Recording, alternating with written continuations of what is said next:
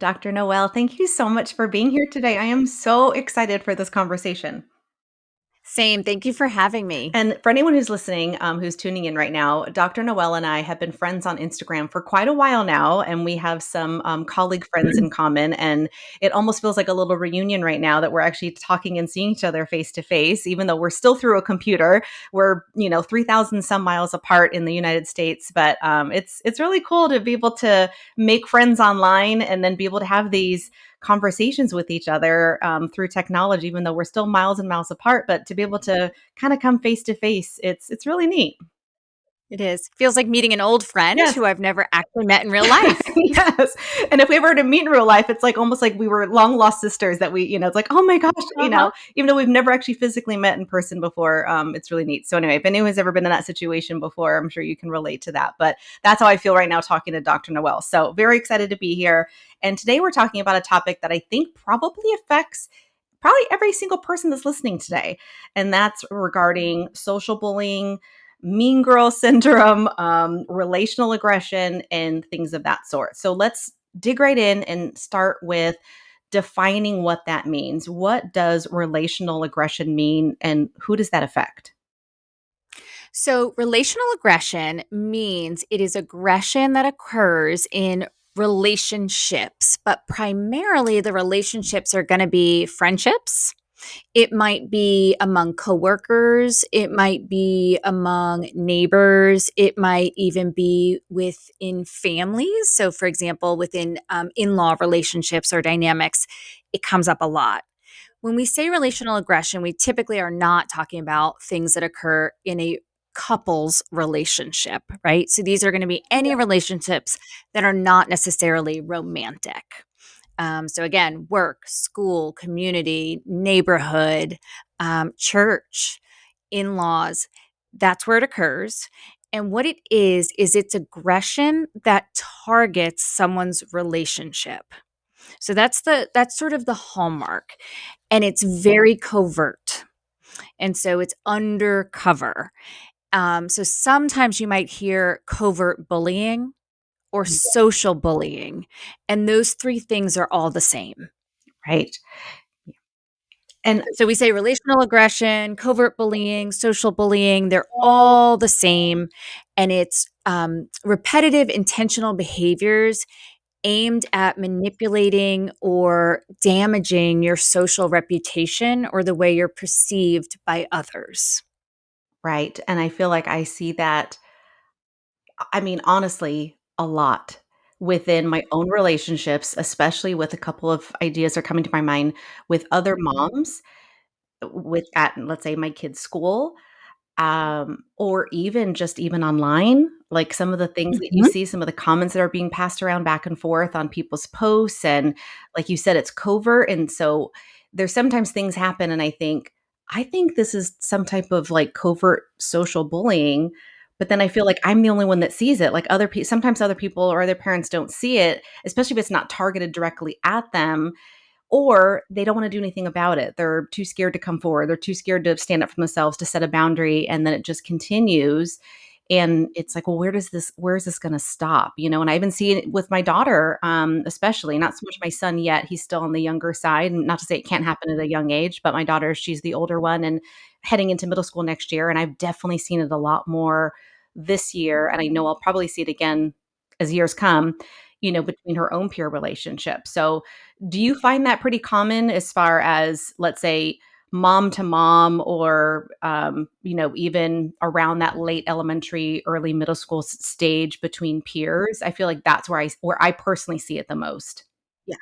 So I first started observing it, and I knew this sort of from my doctorate work, right? Just from developmental psychology. We all know middle school years, watch out, get ready, right? We hear that, we've always heard that. I started really observing it in the younger middle school years in my children, and then also in my private practice with my clients. So some people do say it's starting earlier and earlier and earlier, which I would also agree on. But I would say it really starts to peak in those middle school years. But it doesn't necessarily end after middle school. So a lot of people have this belief that it ends, after those middle school years. Once they're in high school, they settle down, or once you're an adult, you're definitely not going to see it. And that's just absolutely not the case at all. When you said, it's there and you see it, but it is so subtle, it's so covert, and it's meant to be. It's designed to be covert.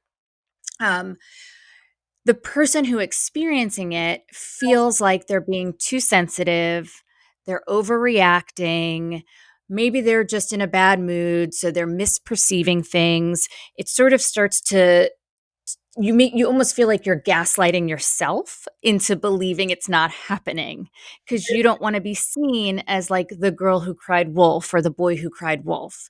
And so you let it go and you let it go and you let it go until eventually you find yourself really as the target, or as you're in so deep you don't know how to get out. Right. So that's often what I see. That's the trajectory that I typically see with how it sort of comes to light that, okay, there is some social bullying going on here. Right. And it's hard, especially if you're not a confrontational person. And it's funny because sometimes I feel like I really am, and I am that person that usually advocates because that's what I do for a living. I advocate for children for a living, and I work with parents for a living, and and as you, and it's so that's in me, and I will do it. My mama bear will come out if I have to, whether it's to protect myself or set a boundary for myself or my children or my family, if you will. But it's hard to still do that, even if you have it in you, because who wants a confrontation? Who wants to start something? Because then, like, you feel like there might be retaliation that might take place. That mom might have more social power in your immediate social circle, and then you might be left hanging by yourself, or your child might be left out of birthday parties or invitations to other things. And then it just makes it worse, if you will. So Yes. these people are getting away with it, if and it's hard because it's hard to be that person to do the right thing. Yeah, and it's almost like it's double damage because dealing with relational aggression or mean girls is hard enough when you're in elementary school, middle school, high school. When you're a mom and you're dealing with it for your child or with another mom in your social group, you end up feeling like your kids are collateral damage. And so not only do you have to think about, okay, how do I help myself? What would I do in this situation? You have to think about, how is this going to help or not help, hurt my child or their social standing. I've seen this expand even across entire families and communities, where entire families feel like they're sort of excommunicated because they stood up to something that was going on.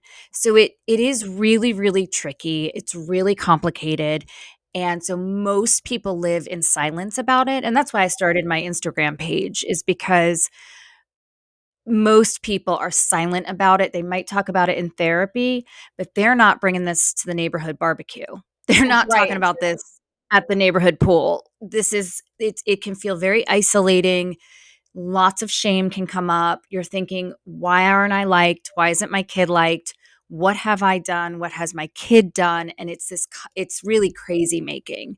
So I wanted a space where women could speak about, hey, wait a minute, this is happening. This is real. Do we have all the answers of how to deal with it? Not yet. But I think really talking about it and saying this is a thing has given a lot of women some comfort that it's not just them, it's not just their kid. This is something going on in our society. Absolutely. It's definitely the broken part of our system, and just being able to advocate and stand up for what's right, Um and in a respectful way, because you don't necessarily want to burn bridges. Like, you don't want it to be difficult for you or your child to go through school or work or different things. But there, is hurt feelings, and people being offended, and retaliation and things that take place. And it's almost like you have to learn how to socially play the game. And it shouldn't be a game, but it is to a certain extent, because I even feel that way, where sometimes I'll be in a situation and I know, I just know in my gut that something is not right. And whether it's me or I see someone else being targeted, because there's that bystander effect too, that you see it Oh, yeah. happening to somebody Uh-huh. else. And And like you said, you second guess yourself a little bit, but you think, gosh, something's just not right. Like there's been too many times this mom has said this to me or said this to my daughter, or, is acting this way. And you think, okay, this is not just coincidence. Like this might be covert social bullying. Yep.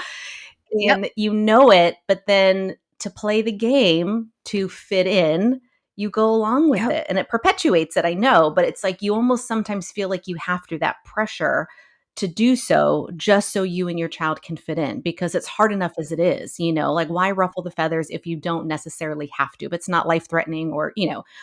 that. And so it just perpetuates it. So let me, Yeah. let me ask you this. Where does it come from? Like what is causing this mean girl behavior? Yeah.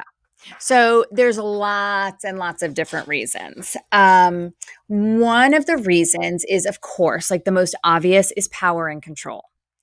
So if you get a certain personality type, a certain woman, yes, this happens in men as well. And I always tell the people following me, it happens in men, but I'm specifically talking about what I see in women. Um, Power and control. So lots of times that comes from the person actually feeling not super secure in who they are or in their position in their family or in the community or at the school. And so they're going to try to exert power and control in other ways. So that's one reason. And that's kind of the most obvious. Recently, I've been really thinking a lot about the scarcity mentality when I'm thinking about why does this seem like it's on fire right now, more so than when I was growing up or even maybe 10, 15 years ago. It seems worse now. Obviously, social media has a role in it because um, it's another area or avenue in which to be subtle, right? Like, oh, well, I'm just not going to like her post Right. or Right. right, like, that's Right. so subtle, that's Right. so But they'll covert, but they'll right? totally Or watch your stories every second to make sure they're up to speed on what you're doing, but they won't support you in any way, but they'll watch it because they wanna know. oh, they'll watch it, they wanna know, or, "Oh, I'm gonna post a pic. Oh, I didn't mean anything by it," but they Oh, post a picture of yes. something you're not included in, right? Yes. So, social media definitely plays its role, but also this scarcity mentality that I'm seeing coming out where people in certain demographics where there's only so many spots on a travel sports team. There's only so many spots on the football team. There's only so many, people who can get into X college. And so I think that scarcity mentality is driving this obsessive amount of competition that lends itself to wanting more power and control because it feels safer. Right. So I think we're fighting for resources we don't think exist. Right. Um, and I mean, maybe they don't exist. Maybe there aren't enough spots, but that doesn't mean we have to fall back on this behavior. This doesn't help it at all. Right. So it's sort of like we're operating as like a zero sum game. If your daughter dates Johnny, then that means my daughter loses Johnny. Mhm. Who's she going to date? And it's not a zero sum game. If your kid wins the baseball award, that doesn't mean my kid doesn't get anything. It means maybe he gets something else, or maybe he gets nothing. It doesn't mean I have to try to make your child be a victim of bullying or gossiping or exclusion, or well, then don't invite him. So we rely on these relational tactics to try to tear the person down so we can get more of what we think we're not going to get. Yeah. And like you said, you think this stops in middle school or high school. I mean, I started having some of this happen to me personally when I was in the 4th grade, and Mhm. it just perpetuated as I went. But the older I got and the more mature I got, the more I was able to respond to it and react differently in a better way that wasn't coming back right at them saying, well, if they're going to do this to me, I'm going to get them back too. And I'm going to leave them out of my birthday party or whatever. I became more smart to it and savvy about how I was handling it, and almost tried a different tactic, if you will. Like I was almost like would say kill them with kindness. Like I was almost really nice to those people to almost saturate it on the opposite direction. But like I said, I see it so much as an adult now, and definitely with social media and all the comparison and the competition. And what I've seen more recently is not just, but it's almost like it's an attack from one mom to another, but then they're using their Mhm. child as the bait. And I'm Yes, saying, collateral damage. I call it collateral damage is yes. the child. Like, when you're Mhm. at a party and, all the friends are in a picture and your daughter's in the bathroom and they can't wait 2 minutes till your daughter gets back to make sure she's in the picture too. And like you said, that's the picture they post on social media and your daughter's not in it. You're like, well, she was there. You just didn't want to wait for her to get out of the bathroom. And it's a dig at you or even your daughter because they think your daughter's intimidating to their daughter, whatever the case may be. But it happens Exactly. so much. And I'm like, we're adults. Like, how is this still happening? It perplexes me, but I see it all the time. Absolutely. Yeah. And so yeah, and seeing it so often, that's where, I've really been thinking, what is this? And I definitely think it's this highly, highly competitive, individualistic society that we're living in that leads to this scarcity mentality, this zero sum mindset where I'm not going to say anything if your daughter's in the bathroom because I want my kid in the picture. Right. If I say something, then what? Then they're gonna gossip about me Right. and how so everyone's afraid to stand up, speak up because they don't wanna be the next victim. Yes. Um, and I always say, someone's gotta be the person who stands up. Someone has to be the upstander. Um, and you do have to think really long and hard about it because there are consequences and they're not imagined consequences. It's not about don't be anxious. There's nothing to be anxious about. There are things to be anxious about. Right. Um, because your kid being excluded or not just excluded, but like ostracized, that's a real concern and can have real mental health impacts. Yep. So we're talking about something that we do have to tread very carefully around. Right. And I want to tell everyone who's listening, we are going to get to the point of what we can do about it. So just so you know, Okay. we're chatting a lot about what's happening and where it comes from, but we will get to the end where we are going to talk about, how to set those boundaries, how to be, how to stand up for yourself or your child and, kind of what to do about it, when we get closer to the end really soon. But, a situation came up, in the last couple of weeks with my own daughter at school, and it's with one of her very closest friends who she would consider one of her best friends and has been a best friend of hers for a very long time. And over the last couple of weeks they've been eating lunch together and and a couple things have been happening. You can give me your 2 cents on this if anyone else can relate to the story of, who's going to sit next to who and, which boy, and now the boys are involved. So which boy is going to be sitting closest to them, and they both like the same boy. So it's hard because yeah, that's I saw your face and I'm like, So Yeah. when the boys are involved, and I tell my daughter, because this happened to me too when I was going through, especially high school, I used to get death threats in my locker from not the Oh girl my that God. also had a crush on the boyfriend I was dating, but her friend, because she was putting these notes in my locker for her friend who also liked the same boy. But I remember my mom told me back then, this is kind of what I was telling my daughter, that even if this boy that I was dating didn't like me, that doesn't mean he was gonna date her. This Mhm. the girl that Right. was giving me the death threats because I was dating this boy that she also liked, and she wanted to have him as her boyfriend, It's so silly, but it was serious back then. I remember meeting with the principal, it was a whole Yeah. thing, like, I was actually pretty scared. But I tell my daughter that and I say, the boy's gonna like who he's gonna like. You don't have to do anything extra for him to like you. You don't have to put her down or you don't have to do something extra about your appearance or your intelligence or anything. If he's gonna like you, he's gonna like you for who he is. And it's not gonna matter, whether this girl exists or not. Like that's just Right. a a that I told her. B was that this was happening and then all of a sudden she kept coming home with saying she was starving. And I'm like, what's happening? And found out Hmm. that one of the girls at school kept eating things out of her lunch. And she would say, I don't want you to eat things out of my lunch because then I don't have anything to eat. And, this girl wasn't coming to school with lunch and didn't want to buy the school lunch. And so she kept taking things from other kids, including my daughter. And my daughter wasn't the only one. It wasn't like a targeted attack, if you will. Okay. And again, it was one of her friends. So I think she just was like, hey, my friend has some food I like. I'm going to take it. And she's a little more, I want to say the word aggressive is too hard, but I can't think of another word right now, but she's just more forward with that type of thing. Like my daughter probably would be too scared probably to ask anyone for their lunch. If she didn't have anything, she'd Right. rather go home and starve and then, try to get other people's lunches. But, this girl who was a sweet girl, I love her. I love her parents. Like they're a great family. But she was doing this and my daughter kept coming home saying, I don't know what to do about it, but it's starting to really bother me because she's not listening to me when I say no. And that's a whole nother story, probably for a whole other podcast of not respecting boundaries and people say no. And Right. so she said, "Well, can you just call this girl's mom and talk to her?" Because she knew I was friends with the mom. And I think I would have had a great conversation with the mom. I didn't really know how to bring it up, to be honest, but saying, "Hey, Mhm. this is what's happening." Like, I felt awkward, but I knew it would have been fine at the end. But I said, "If you do this and I go to the mom, then there's a we kind of go through like a role play type situation where I said this could be a scenario that comes out of it. It could work out where it gets taken care of and everyone moves on and everything's fine. Or it could happen where the girl gets mad that you told on her and then I end up telling her mom and then she gets in trouble and then she's going to start kind of taking it out on you at school and being mean to you at school. Are you prepared for that?" And she said, "Well, no, I don't want that." Because no one wants that. Everyone's scared of that because that's worst case scenario. It's like social suicide when you come to fifth and sixth Oh, grade. yeah. So what would you have suggested in that situation?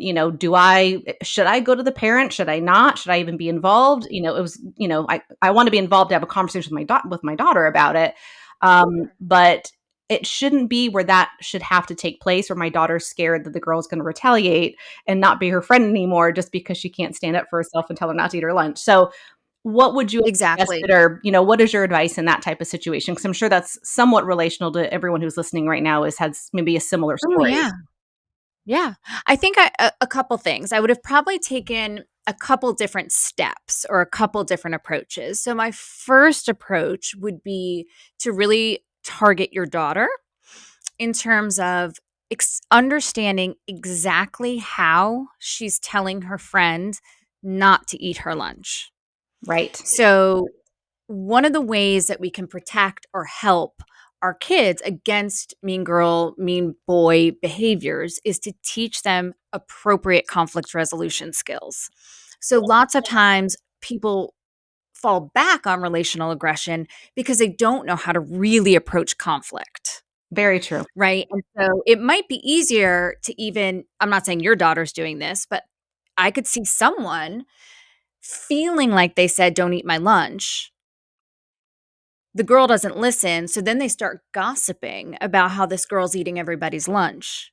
And let's all hide our lunches from so and so. Right. Right. So this is sometimes relational aggression sometimes starts because not to be malicious, but because people don't know how to do something differently. So I would have probably done some sort of scripting with your daughter about, okay, here's how I know you told her no, but let's make sure we're 100% clear and direct because it's really hard to be clear and direct as an adult half the Oh, time, yeah. right? So these More than like a teens 10 or think, 11-year-old. Like, that's tough. That's a tough thing right, to do. they think saying, "Hey, don't eat my lunch," and they kind of laugh it off. That may not be direct enough, right? But it Right. feels really direct. Right. So first I'd be like, "Okay, let's give this another try. I know you've told her, but let's try it again. And let's be really, really clear. Like, let's make sure our body language is matching our words. Let's make sure we're saying it in private. Let's make sure we're not saying it at the lunch table or back in the back of the classroom at the cubbies. You're going to look her in the eye and you're going to say, "Hey, I'm really hungry at lunch. I can't have you eating my lunch anymore. What can we do about this? I know you don't mean anything by it, but I'm really hungry and I don't have energy for after school or I don't have energy for sports." And then she would say, "Can you agree? Will you agree not to eat my lunch?" So I would teach some very pointed, direct confrontation skills, not aggressive, but direct, just to be sure that there's no question marks. Because then, if she goes and has said that to this girl and the girl continues, then I, yes, would most likely either contact the mom or contact the school, depending on the situation. So, if it's a classroom environment where there's one teacher, the teacher may be able to keep an eye on if that lunch is being eaten or not. And then they have to, or they should, keep it anonymous. Right. Right. Um, but if your daughter was very clear that she set that boundary and that boundary is being stepped on, then I would probably risk either calling the school if you trust that they'll be more confidential or calling the mom and saying, "Can we keep this confidential? My daughter did try. Maybe there's a way you can communicate it." Right. And all I think And is defensiveness, defensiveness, defensiveness, you know, especially since you are friends with them. It's not like, you know, it's like a bully type situation where, you know, there's this bully that goes around the school that everyone's scared of that you're not really been friends with and this is happening to you. This is like you said, like it within her social circle where I'm friends with the mom, she's friends with the girl, and it's still happening. Probably, like you said, not in a malicious way. This girl's probably hungry and didn't have a lunch. I no, don't blame her, honestly. Like to right, a certain extent, like I feel bad for him. Like, do I need to bring two lunches now? Because I want to take care of both of them. They're like both kind of like my daughter, you know, but right. it's just a sticky situation. And you risk the defensiveness for sure. No matter what, you're going to risk the defensiveness. But I think if you come into the phone call, like with the mom, let's say you call the mom, I think if you come into it from a very sort of open and understanding, not hostile, not I'm confronting her, but like a, hey, like a curious, right? So I think if we approach these situations with a little bit more curiosity rather than conflict, I think that can go a really long way and it can shut down some initial defensiveness. Right. So instead of going in like, hey, your daughter's been told multiple times by my daughter, not that you would do this, to Right. stop eating her lunch. But if you can come in and say, hey, this feels a little uncomfortable. But I'm just wondering, something's going on in the lunchroom or with the lunches that can help. I'm not saying it's going to avoid, but it can help that defensiveness. Is come in curious, don't come in guns blaring. Right, right. And maybe coming up with a solution together and say, "Hey, let's try and figure this out together because I'm kind of stuck on where to go from here. Like, what do you think we should do?" What's a possible solution for this? And it is a little, you said sometimes it feels like you're playing a game.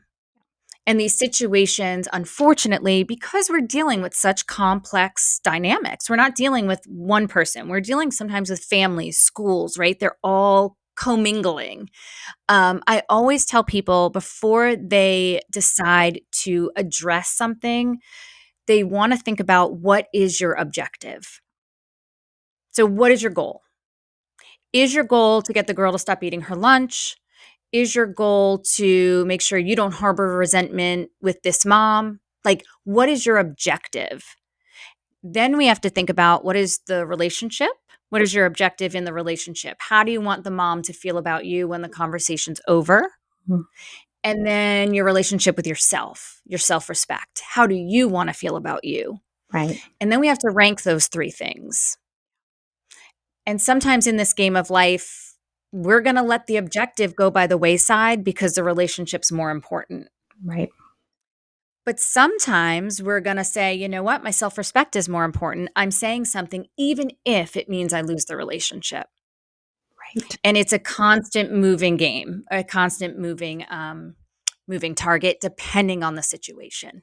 Right. And sometimes even in those situations, I just tell my daughter to step back a little bit and just say, sounds like you're getting too close. Like you're kind of getting, in the inner circle of gossip or in the inner circle of, these girls kind of being catty with each other. And, which developmentally is, pretty, I'll say normal at this age.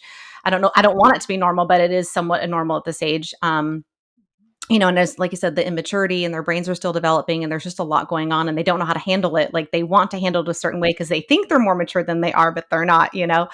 Um, well, let me tell everyone real quick how my daughter handled it, just so everyone knows. So the next day I told her to back off a little bit. I said, you know what? I said, well, then maybe you shouldn't sit next to her at lunch. Like maybe sit next to somebody else, just give it a shot and see what happens. And if she asks you why you're not sitting next to her as she normally does, maybe you can tell her. And so she did that the next day and she sat with some other girls and the other girl didn't seem to really even notice or care or, didn't really seem like a big deal. But the Mhm. following day, the girl said, "Are you going to sit next to me at lunch today?" And so my daughter said, "Well, I'd love to sit next to you at lunch today because you're one of my best friends, but I just can't have you eating my lunch if I do." And the girl said, "Fine." And and that was, I think, on Fridays. And this, today's Monday. So that was the first day that she did that. And she was very clear about her expectation and her boundary. And she said, "I will sit next to you if you don't eat my lunch." And she said, "Fine." And she didn't eat her lunch that day. So, I was really proud of her because a lot of times, she bounces ideas Absolutely. off me, but she is really able to handle those situations at an age appropriate level in the way that she needs to or wants to.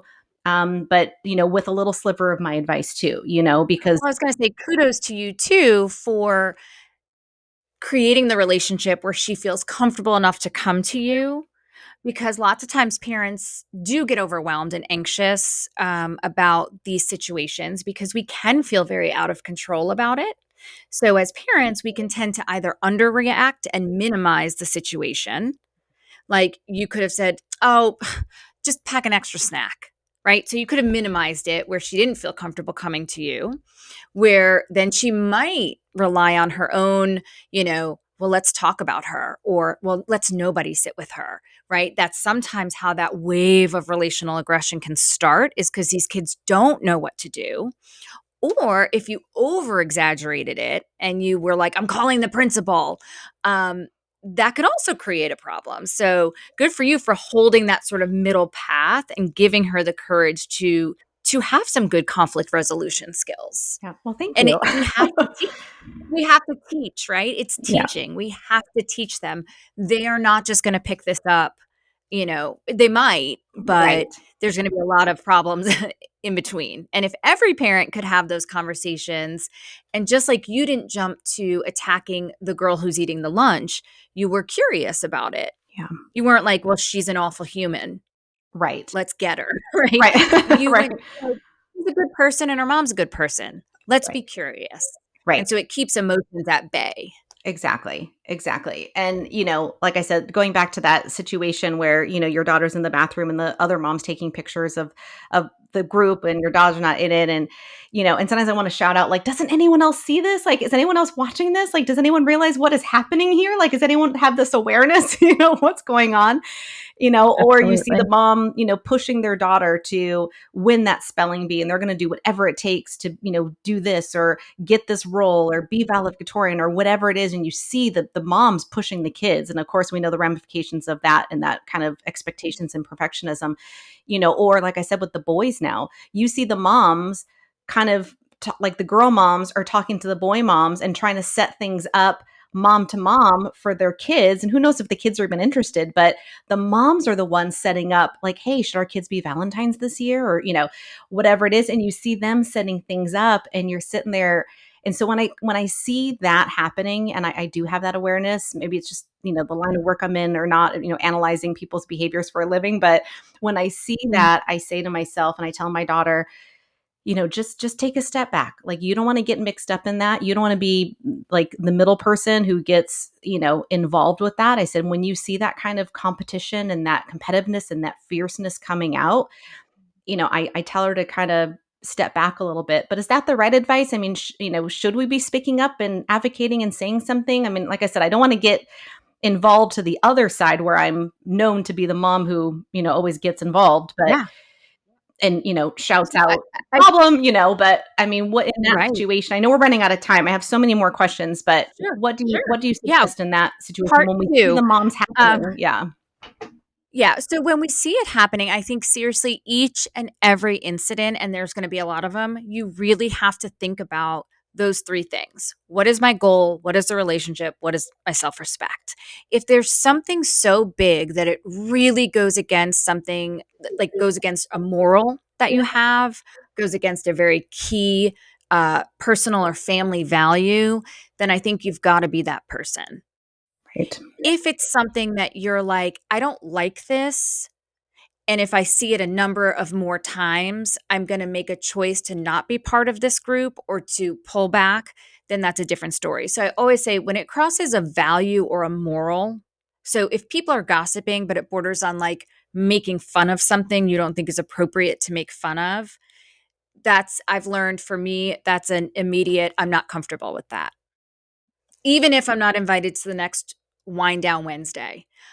At this point in my life, I've decided if people are making jokes I'm not comfortable with, I am going to say, guys, I'm not comfortable with that. I might start by just going to the bathroom during that conversation and not participating. If that doesn't get the message across, then I'm going to say something. Um, I think telling your daughter, take a step back, I think it's always important to be mindful. And I think the more mindful we are, and that's essentially take a step back, the more we'll notice these behaviors and the more we can be clear and level headed about how we do want to proceed forward, taking into account the goal, the relationship and your self-respect. But I do think mindfulness and that step back can really help give some perspective. I love that. And I always wish there was like one easy answer, I but if know. there was ever an easy answer, it is to be mindful, to be cognizant, to look around. And I heard this thing one time, and then I'll let us wrap up. But even when you're at like a school function or at a sports event, right? Don't ever stand in a circle. Mm, Make sure you're never standing in a circle. And I just love this. This is such a simple technique, and we can all be in our own heads, in our own worlds, thinking about our own thing. But if we're mindful, stand in a horseshoe so someone who is not feeling part has a space to get in, right? They've got that just one little wiggle room. If they want to approach, they're able to. And it makes you seem more open and inclusive. And I think that's such a simple thing we can all do to start to make people be mindful of your body language, how you're standing, how you're showing up, and what message you're giving out about whether or not you're an inclusive space or not. exactly. I love that. I think that's so important. Just, being inviting and just being friendly, saying hi to someone who might look like they're by themselves. Like all of that is so important. I think that's, kind of going along the lines of what we've been talking about this whole time of, how to handle it ourselves and set those boundaries, mom to mom, but then also how to teach our children to do the same things and have that self-respect for themselves, and be able to do that and not be scared to stand up for the things that they believe in. Because like you said, someone's got to do that. And you can do it in an appropriate way. We can't control what other people are going to do and how they react, but we can, do the best we can to portray that image to them. So as we wrap up, what are some warning signs we can look for to help ourselves and our children avoid some of this relational aggression? What are some things that we can look for Yeah. to maybe even avoid that type of situation and becoming friends within that circle, in the first place? And I think this goes for kids and adults. I do always look for clickiness. So if you're in a social group and you start hearing people gossiping, negative gossip, warning sign, clear warning sign. Yes, gossip can be bonding. Lots of times we mistake gossip for a bonding experience, but it's superficial bonding. It's quick bonding. And there's positive gossip where you're like, oh my God, did you hear Dr. Kim got, I don't know, a new podcast out versus negative or destructive gossip. If you start noticing you're in a circle where there feels to be destructive gossip, that needs to be a warning sign. It's not bonding. So don't mistake it for bonding. It's destructive. So I always say that for adults and kids. If you start feeling like there is sort of this like exclusive vibe, like, well, I don't know, I don't know, let's just not have Susie there. Or, well, I really only wanted 5 families. To me, that's another red flag. So, red flags are talking about other people, purposefully excluding other people, little jokes that feel like jokes, but they're actually little jabs. And that again is this is kids and adults, but you've got that friend that's always like, "Oh my gosh, you must be really confident. I could never wear that." Oh, yeah. Right? Like, that's a subtle dig. Yep. If you start feeling those or, "Wow, your kids must be so independent. I'm just a really hands-on mom." Been there, And again, done that. tone is everything, and listeners can't see my face, but tone and face is everything. Sometimes that is meant positively, lots of times it is not. But if your kid is in a group where they're constantly feeling like, "Wait a minute, that didn't sit right." In good friendships, you shouldn't be having that many question marks. Yeah. And if you're having that many question marks, that's a red flag. Yeah, absolutely. Such great tips. I love following you online. You have so many great tips. I know Awesome. we there was one post that stood out to me. We didn't really get to talk about about it in too much in depth, but go to Dr. Noel's Instagram and there's a recent post that she has on there that talks about what factors contribute to relational aggression, including things like social competition, parental expectations, access to resources, reduced supervision, and values and materialism. And it's a phenomenal post. She goes into detail about each and every one of those. I really highly suggest you start there and then you can follow her for more. And I'll put all your links on here so they can, Awesome. just get more information from you because, like I said, it's something, unfortunately, that is that happened back when I was a kid, and now that social media is here, it's, I think, even more prominent, and that happens to a lot of us, and a lot of us can relate to. So I think this, hopefully, this helped so many people out there realize that they're not alone. That it happens Yes. to everybody pretty much. And just like I said, get how to know those warning signs, how to set those boundaries, and how to help your kids through these years that are going to be more challenging for them, especially socially. So thank you so much for your time today. Thank you for having me.